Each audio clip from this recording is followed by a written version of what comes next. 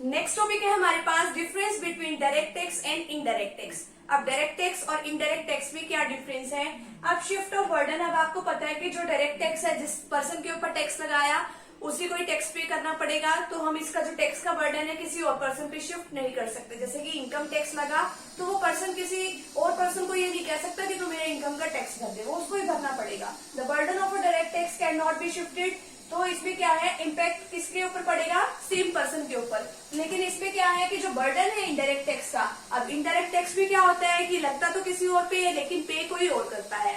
ठीक है, अब जैसे हम कोई सामान खरीदने जाते हैं तो वो शॉपकीपर थोड़ी उसका सामान का जो जीएसटी पे करता है, वो जो है कस्टमर ने जितना सामान खरीदा है उसकी वैल्यू में जो जीएसटी और ऐड कर देता है। इसका एग्जांपल एक अच्छा इनडायरेक्ट टैक्स है।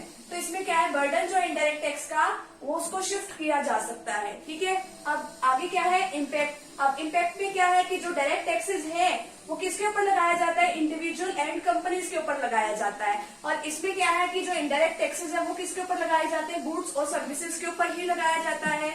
नेक्स्ट है नेचर। नेचर क्या है, प्रोग्रेसिव नेचर है इसका, यानी कि अगर इनकम ज्यादा हुई तो ज्यादा टैक्स पे करना पड़ेगा, इनकम कम तो कम टैक्स पे करना पड़ेगा।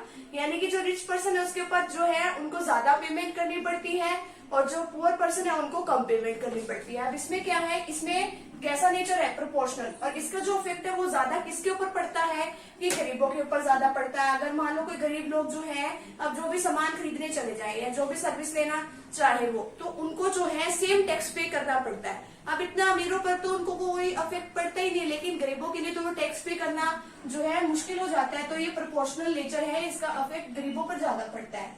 Coverage, they have limited reach as they do not reach all the sections of the economy। अब ये तो सिर्फ जैसे इनकम टैक्स है, इंटरेस्ट टैक्स है, ये कुछ ही सेक्टर्स के ऊपर ही जो है केंद्रित है, इसको हम कह सकते हैं लिमिटेड है, ये कुछ ही सेक्शंस के ऊपर लगता है। अब जिसकी इनकम ज्यादा होगी वही तो टैक्स पे करेगा। नेक्स्ट है कि इसमें क्या है कि ये सभी सेक्शंस पे, अब सामान गुड्स से सर्विसेज तो हर कोई लेता है, तो ये ज्यादा मतलब जो है इसकी कवरेज बहुत ज्यादा, they have a wide coverage as they reach over the sections of the society. ठीक है, तो यहाँ पे डायरेक्ट टैक्स और इनडायरेक्ट टैक्स का जो टॉपिक है यहीं पे कंप्लीट है। तो फटाफट से भी आप इतने का स्क्रीनशॉट ले लीजिए।